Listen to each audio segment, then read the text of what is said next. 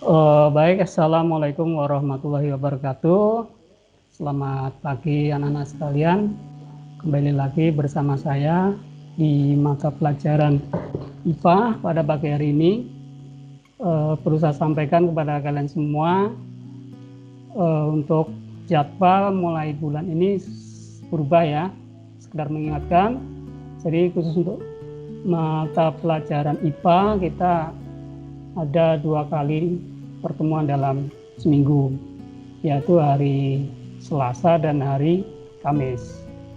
Sehingga nanti dengan penambahan durasi ini bisa meningkatkan pengetahuan kalian, kemampuan kalian, sehingga punya banyak kesempatan untuk belajar lagi. Baik, sebelum kita mulai di materi hari ini, alangkah baiknya kita awali dengan berdoa dulu. Semoga di pertemuan ini bisa bermanfaat untuk kita semua.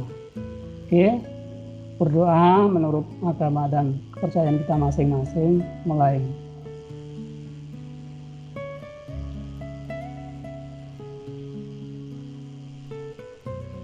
Berdoa selesai. Baik anak-anak sekalian, minggu yang lalu sudah kita bahas tentang materi bioteknologi. Nanti di akhir ada tugas ya, saya ingatkan untuk tugas yang pertama untuk kelas G sampai dengan kelas K, itu tugasnya sudah saya masukkan di Google Classroom. Tapi masih ada beberapa yang belum mengerjakan, jadi saya himbau untuk kalian semua untuk cepat menyelesaikan, karena kalau menunda-nunda nanti ada tugas yang baru akhirnya menumpuk, akhirnya kalian akan kalang kabut sendiri. Nah, jadi untuk tugas yang pertama itu seharusnya sudah kalian selesaikan. Tugas yang pertama kemarin untuk kelas G sampai K ya, kelas A sampai F yang diampu oleh Pak Romat juga sudah ada tugas di sana. Silahkan kerjakan tugasnya sesuai tugas masing-masing yang ada di Google Classroom. Nah, untuk kelas G sampai K kemarin, tugas tentang magnet itu ada 2. Yang pertama untuk penilaian kognitifnya, untuk nilai pengetahuannya. Ada soal-soal di sana. Saya lihat baru dari 5 kelas ini, dari 5 kelas ini kira-kira baru 70% yang sudah mengerjakan, masih ada 30% yang belum mengerjakan. Kemudian tugas yang kedua untuk kelas G sampai dengan K itu ada praktek ya, prakteknya yaitu kalian membuat magnet sederhana, kemudian nanti kalian membuat laporan sederhana, laporannya cuman kalian mencantumkan nama, kelas, kemudian tanggal melakukan praktek, kemudian bahan dan alat, langkah-langkah, kemudian kalian dokumentasikan langkah demi langkah. Sangat simpel kemarin saya contohkan di sana, formatnya sudah saya upload di Google Classroom sehingga kalian tinggal mengisi yang perlu kalian isi. Itu tugas yang bab pertama kemarin tentang kemagnetan. Kemudian minggu yang lalu kita belajar tentang bioteknologi. Hari ini rencananya akan saya upload juga tugasnya, sama ya, untuk kemungkinan Pak Romat juga sama tugasnya kemarin komunikasi dengan saya untuk tugas bioteknologi, mungkin nanti akan sama antara kelas A sampai dengan kelas K, kemarin sudah kita komunikasi. Nah, tugasnya nanti adalah ada 2 juga, nilai pengetahuan dan nilai keterampilan. Nilai pengetahuan nanti kalian ngerjakan soal-soal yang ada di sana, yang bentuknya pilihan ganda dan uraian begitu, uraian singkat, itu yang untuk tugas nilai pengetahuan.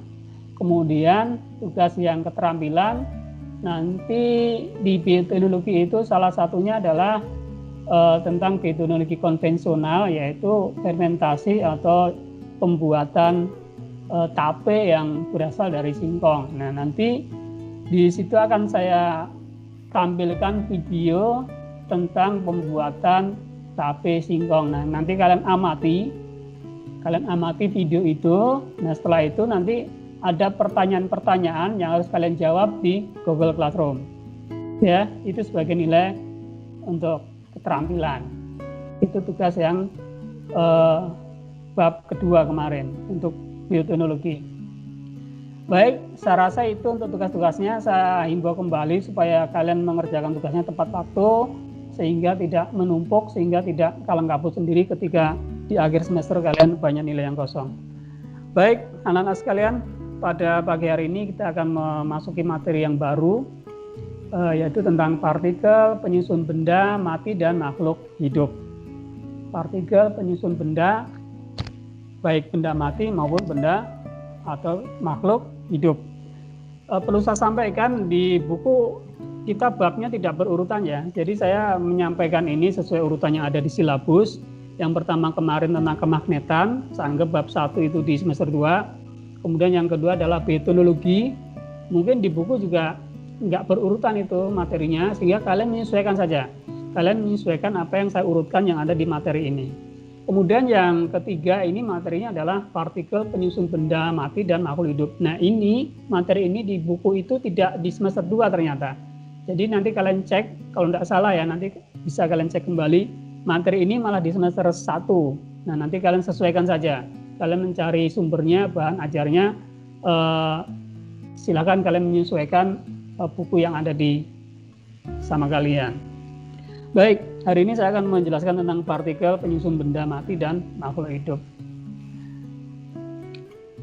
Baik, sebelum saya menjelaskan lebih lanjut, perlu saya sampaikan tujuan hari ini kita mempelajari materi ini, yaitu yang pertama adalah menjelaskan molekul-molekul dan atom penyusun benda mati dan tubuh makhluk hidup.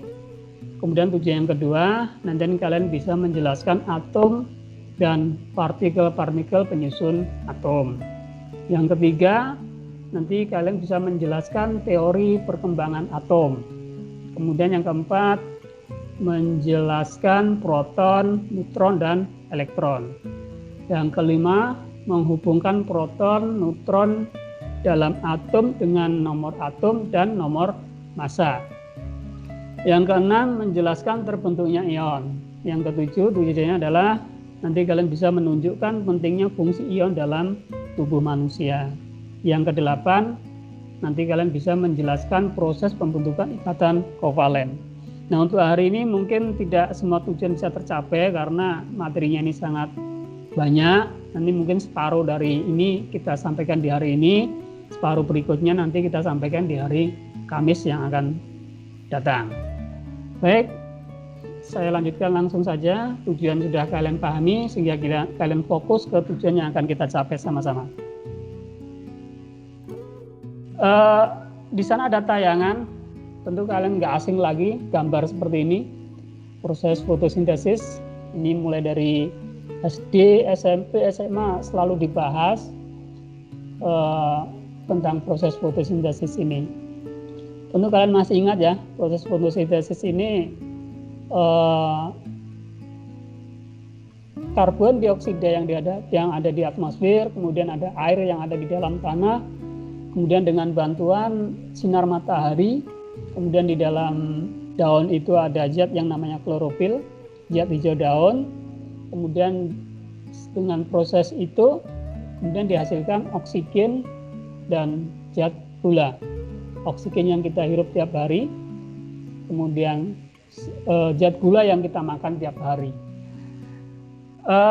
Perlu saya sampaikan, ini reaksi dari fotosintesis ini. Kita akan membahas sedikit tentang zat-zat yang berperan di dalam proses fotosintesis. Nah, di sini jadi sudah saya jelaskan ya, ini ya, ada karbon dioksida, kemudian water atau air. Nah, ini reaksinya seperti ini. Ini reaksi yang sudah umum, yang sering kalian lihat di buku manapun pasti ada. Kalau kita bicara fotosintesis, pasti reaksinya seperti ini. Reaksi zatnya seperti ini. Nah, reaksinya adalah CO2. CO2 itu adalah karbon dioksida. Rumus kimianya CO2, 6 CO2. Kemudian yang kedua adalah air. Rumus kimianya H2O. Kemudian dengan bantuan sinar matahari, dan klorofil yang ada di dalam daun, maka akan dihasilkan zat gula atau glukosa dengan rumus kimia C6H12O6. Kemudian dan juga selain itu juga dihasilkan oksigen yang kita hirup tiap hari itu dengan rumus kimia O2. Ini dari sini kalian bisa sangat pentingnya tumbuhan ya, karena bisa menghasilkan oksigen dari gas racun karbon dioksida. Ini zat buangan dari kendaraan, sehingga ketika banyak pohon di sekitarnya maka akan diserap oleh pohon tersebut sehingga akan dihasilkan oksigen, udara segar yang kita hirup tiap hari. Nah, inilah pentingnya penghijauan di dalam kota yang macet dengan kendaraan bermotor. Baik, saya kembali ke reaksi ini, reaksi kimia di proses fotosintesis. Ya, tadi ada karbon dioksida, ada H2O, air, kemudian diubah oleh tumbuhan itu menjadi glukosa dan oksigen. Nah, saya ingin jelaskan yang saya tekankan adalah zat-zat yang ada di sana, zat-zat yang menyusun suatu proses ini. Ternyata di dalam klorofil itu, zat hijau daun itu yang ada di daun ternyata mengandung beberapa atom, yaitu atom karbon. Ternyata ada hidrogen, rumus kimianya H, lambangnya H ya. Ini ada oksigen, ada nitrogen, dan ada magnesium. Nah, ternyata di klorofil itu ada atom-atom ini yang akan saya jelaskan nanti. Kemudian setelah melalui proses fotosintesis dihasilkan glukosa, dan glukosa ini ternyata mengandung atom karbon, ada hidrogen, dan ada oksigen. Yang ingin saya jelaskan adalah ini sama-sama atom, artinya di CO2 tersusun ada atom karbon juga, ada atom oksigen juga, ada di air ada atom hidrogen, di air juga ada atom oksigen. Ketika melalui proses fotosintesis, di sana juga ada atom karbon juga, ada atom hidrogen juga, ada oksigen juga. Tetapi sifat-sifat yang ada di sebelum reaksi dengan sifat-sifat yang setelah reaksi ini akan mempunyai sifat yang sangat berbeda. Oke, jadi glukosa yang terbentuk mempunyai sifat kimia, ini glukosa ini terbentuk dari hasil proses fotosintesis ini umumnya sifat kimia dan fisika yang berbeda dengan zat-zat pembentuknya, yaitu karbon dioksida dan air. Jadi kesimpulannya, glukosa ini mempunyai sifat baik sifat fisika maupun sifat kimia yang berbeda dengan karbon dioksida dan air. Meskipun penyusunnya juga sama-sama atom yang sama, tapi ketika bereaksi mempunyai sifat kimia dan fisika yang berbeda. Ini yang saya tekankan.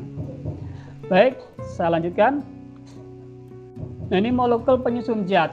Ini saya contohkan ya, saya ilustrasikan supaya kalian lebih enak melihatnya. Ini karbon dioksida. Karbon dioksida di sana rumusnya kan CO2 tadi. Saya kembali ke sini CO2. Karena bereaksi 6 ini karena jumlahnya, karena ada reaksi di sana untuk mencapai keseimbangannya. Tapi rumusnya CO2, karbon dioksida. Nah, ini karbon dioksida. C-nya ada 1, O-nya ada 2. Artinya C ini mengikat 2 atom O. Maka disebut dengan CO2 rumusnya. Namanya karbon dioksida. Kemudian yang sebelah kanan ini atom O mengikat 2 atom H. Jadi rumusnya H2O. Inilah air. Sama-sama O di sini. Kemudian tetapi ketika mempunyai ikatan yang berbeda dengan berikatan dengan atom yang lain akan mempunyai sifat yang berbeda pula. Paham ya? Baik, saya lanjutkan. Nah, sekarang akan kita bahas tentang molekul dalam benda mati dan makhluk hidup. Yang pertama akan kita bahas molekul dalam makhluk hidup yang ada di dalam tubuh kita. Tubuh makhluk hidup tersusun dari miliaran atom-atom. Ternyata tubuh kita ini terdiri dari atom-atom yang jumlahnya sangat banyak. Nah, atom-atom tersebut berikatan membentuk senyawa yang tersusun menjadi suatu bentuk tertentu. Jadi atom-atom yang banyak tadi berikatan membentuk senyawa, kemudian membentuk suatu bentuk tertentu. Yang saya contohkan yang ada di dalam tubuh kita, misalkan ini gambar rambut. Rambut itu ternyata tersusun atas banyak atom. Atom apa saja yang menyusun rambut kita? Atom yang menyusun rambut kita antara lain adalah atom karbon, kemudian hidrogen, nitrogen, dan sulfur. Karbon simbolnya C, hidrogen itu H, nitrogen N, kemudian sulfur itu S. Nah, ini adalah atom-atom yang menyusun rambut kita. Ini baru salah satu contoh ya, rambut, belum yang lain. Kemudian saya contohkan yang lain. Di sini ada gambar apa ini? Kalian perhatikan. Ini gambar tulang ya, gambar tulang. Ternyata tulang-tulang itu tersusun atas banyak atom juga. Atom apa saja yang menyusun tulang? Antara lain adalah kalsium atau Ca, kemudian fosfor, P, dan oksigen. Nah, inilah contoh-contoh atom-atom yang menyusun tubuh kita. Ini baru 2 yang saya contohkan, belum yang lain. Baik ya, jadi tubuh kita itu tersusun dari miliaran atom-atom. Kemudian atom-atom berikatan membentuk senyawa dan tersusun menjadi suatu bentuk tertentu. Contohnya membentuk rambut tadi, membentuk tulang tadi. Baik, saya lanjutkan lagi. Nah, ini unsur penyusun di dalam tubuh manusia. Ternyata banyak sekali unsur yang menyusun tubuh manusia. Kita bagi menjadi 3 kategori. Yang pertama unsur yang mendominasi, yaitu sebanyak 96% tubuh manusia. Kemudian unsur yang menyusun sekitar 3,99% tubuh manusia. Kemudian unsur yang menyusun sekitar 0,01% tubuh manusia, yaitu unsur yang sangat kecil presentasinya di dalam tubuh manusia. Yang pertama, unsur yang menyusun 96% tubuh manusia itu antara lain adalah oksigen. Baik. Oksigen itu paling banyak, 65%. Kemudian karbon itu 18,5%, hidrogen 9,5% dan nitrogen 3,3%. Ini unsur yang menyusun tubuh kita. Ternyata tubuh kita ini yang paling banyak adalah oksigen, disusul dengan karbon. Kemudian unsur-unsur yang lain yang juga diperlukan tapi dalam jumlah yang nggak banyak, antara lain kalsium, fosfor, kalium, dan seterusnya, nanti kalian baca sendiri di buku paket. Kemudian unsur yang menyusun yang presentasinya kecil di dalam tubuh manusia, tapi unsur ini tetap diperlukan oleh tubuh manusia. Unsur apa saja itu? Boron, kromium, obat, tembaga, dan masih banyak yang lain. Ini adalah unsur yang menyusun yang presentasinya kecil, 0,01 dari tubuh manusia. Baik ya, nanti silahkan kalian lebih perdalam lagi di buku paket kalian. Ini saya ambil dari buku paket.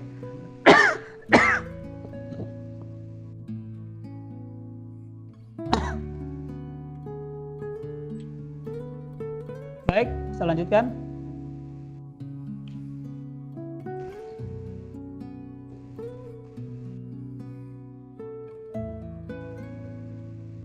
Yang pertama tadi penyusun benda makhluk hidup.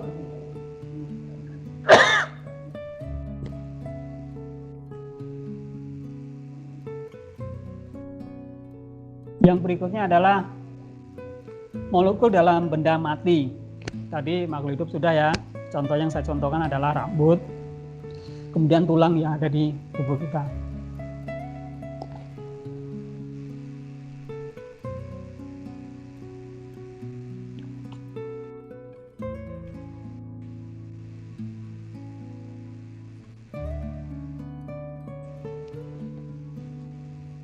Baik.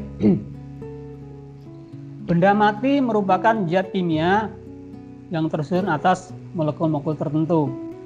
Yang saya contohkan adalah plastik, kemudian ada juga arang. Oke ya.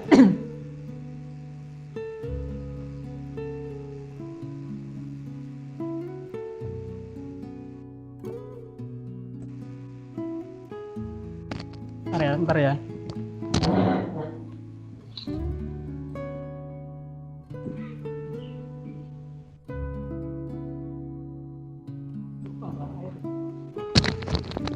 Oke, baik, saya lanjutkan. Oke, sekarang kita akan bahas tentang molekul dalam benda mati. Tadi benda makhluk hidup sudah, sekarang benda mati. Nah, benda mati ini merupakan zat kimia yang tersusun atas molekul-molekul tertentu. Sama, tadi juga di benda hidup juga makhluk hidup tersusun atas molekul-molekul tertentu. Ya, di benda mati juga demikian. Dia juga tersusun atas molekul-molekul tertentu. Yang saya contohkan pertama adalah plastik. Ini plastik ya. Plastik yang sering kalian gunakan untuk bungkus makanan atau bungkus yang lain. Plastik ini bersifat lentur. Kemudian kalau arang, yang kedua adalah arang, ini mudah patah. Jadi berbeda sifatnya. Kenapa demikian? Nah, karena apa?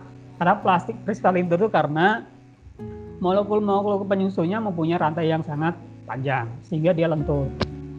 Kemudian kalau arang mudah patah karena susunan antar atom-atom penyusunnya banyak terdapat ruang-ruang yang kosong sehingga mudah patah. Ini perbedaannya. Ya, perbedaannya seperti ini. Jadi susunan molekul akan mempengaruhi sifat dari benda tersebut.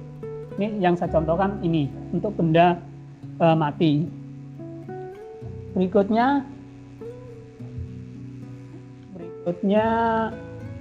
nah ini molekul itu ukurannya sangat kecil ya.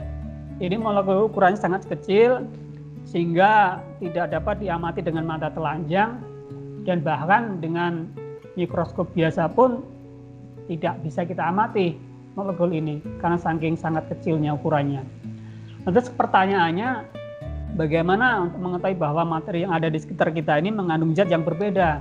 Contoh tadi, karena tidak bisa kita amati meskipun dengan mikroskop biasa, untuk membedakan bahwa materi yang ada dalam tas plastik tadi dengan arang tadi berbeda, gimana caranya? Pertanyaan kan begitu, karena tidak kasat mata kan. Nah, salah satu contoh sederhana adalah cara membedakan bahwa materi yang menyusun zat tersebut berbeda. Contohnya begini, kalian bisa mencoba misalkan bulu ayam gitu ya, bulu ayam. Kemudian akan kalian bandingkan dengan daun, misalnya daun kering, bulu ayam dengan daun kering. Nah, bagaimana cara membedakan bahwa penyusun zat ini berbeda, mengandung zat yang berbeda? Nah, kita bisa melakukan dengan cara membakar. Yang pertama, kalian bakar bulu ayam tersebut, kemudian kalian cium aromanya, kalian cium baunya. Baunya seperti apa? Kemudian yang daun kering tadi juga kalian bakar. Kemudian setelah kalian bakar, kalian cium baunya, aromanya. Beda enggak bau dari bulu ayam yang dibakar dengan bau daun kering yang dibakar? Tentu baunya akan berbeda. Artinya apa? Kalau baunya itu berbeda, artinya zat penyusun kedua benda tersebut juga berbeda. Nah, sekarang kalau tadi bulu ayam dengan daun kering, nah sekarang kalian bandingkan bulu ayam dengan rambut manusia misalnya. Bulu ayam dengan rambut manusia. Kalian bakar. Sama enggak baunya? Nah, pasti sama tuh baunya tuh. Nah, itu artinya apa? Artinya benda tersebut, zat tersebut itu mempunyai atau disusun oleh materi yang sama pula.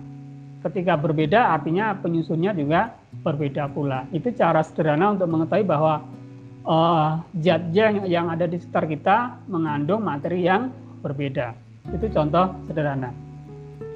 Selanjutnya, nah ini sekarang saya akan menjelaskan tentang atom dan partikel penyusunnya. Ini adalah gambar atom ya. Atom, ternyata atom itu tersusun atas partikel-partikel penyusun atom atau disebut dengan partikel subatom.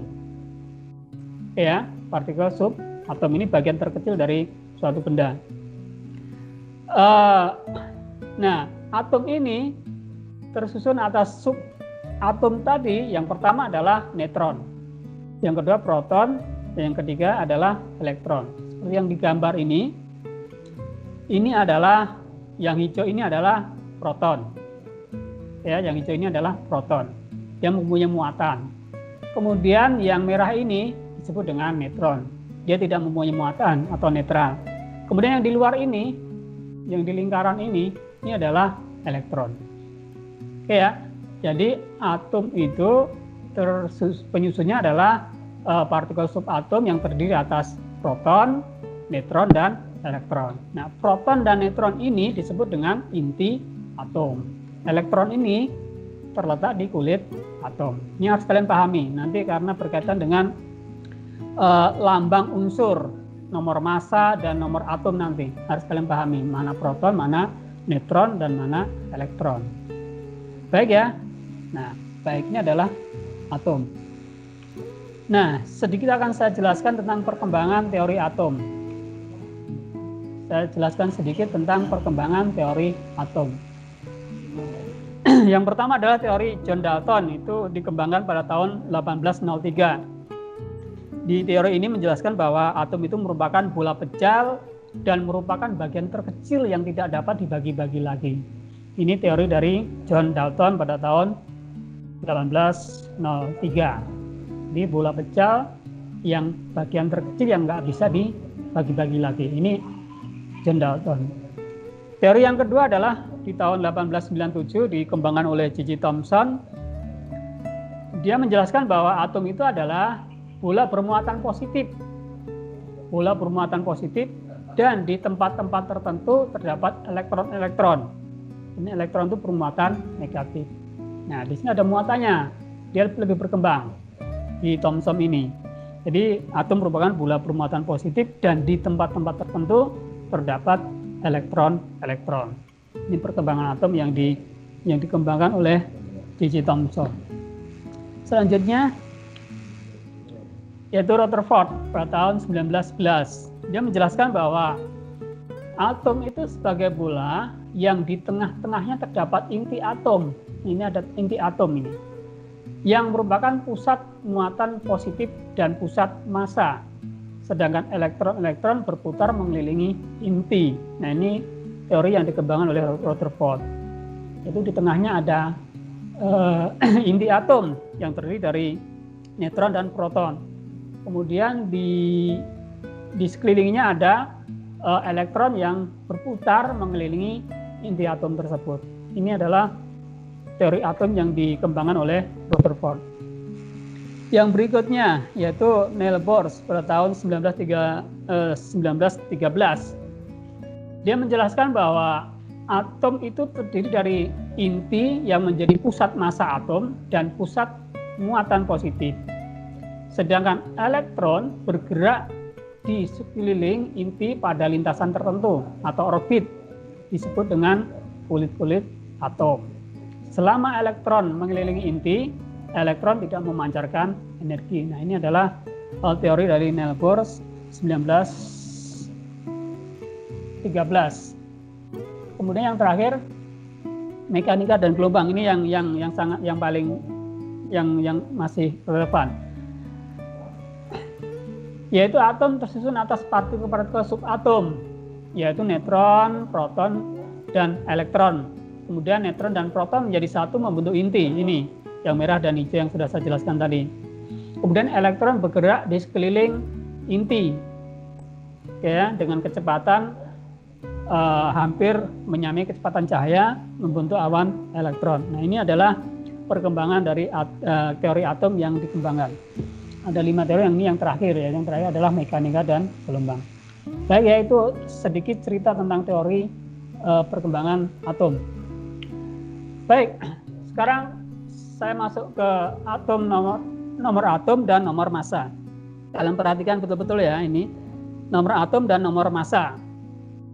Nomor atom itu merupakan jumlah proton dalam suatu atom juga sama dengan jumlah elektron. Sedangkan nomor massa adalah jumlah proton ditambah jumlah neutron.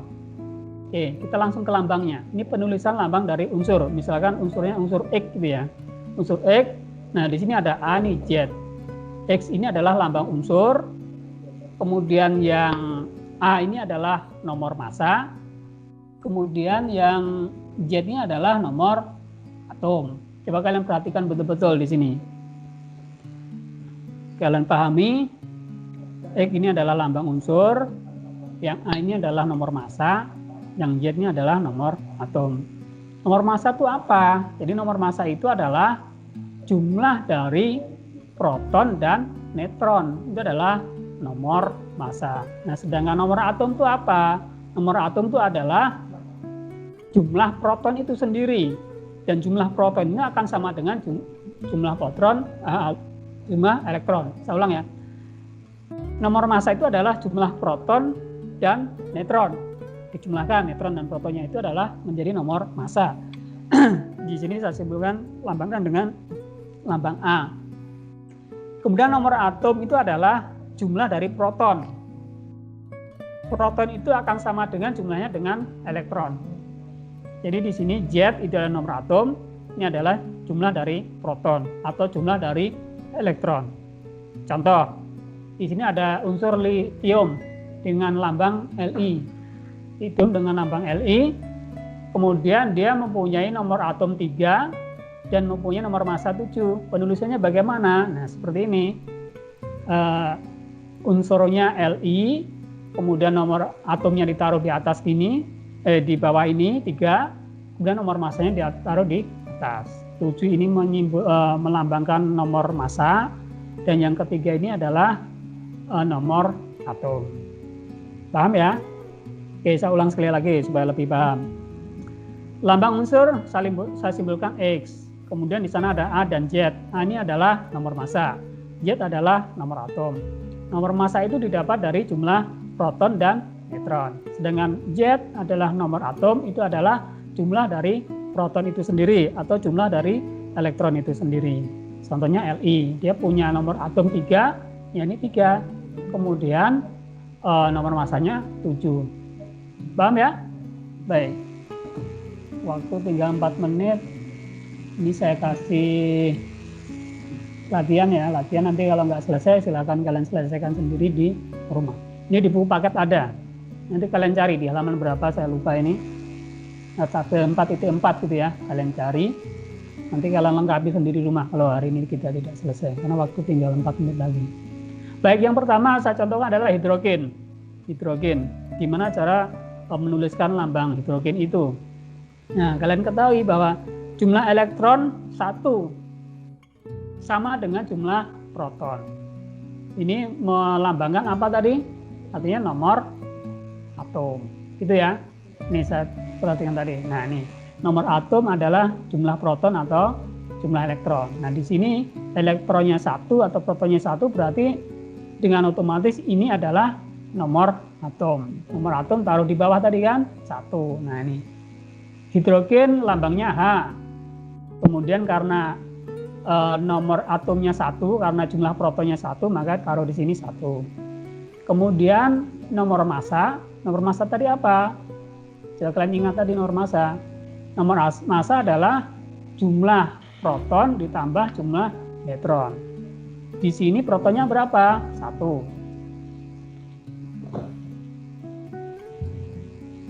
Nah, saya coret-coret ya supaya lebih paham. Aduh.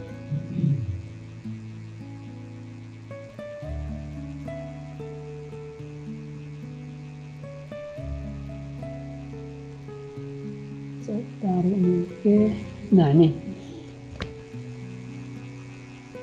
Baik, saya ulang ya. Kita bahas yang H.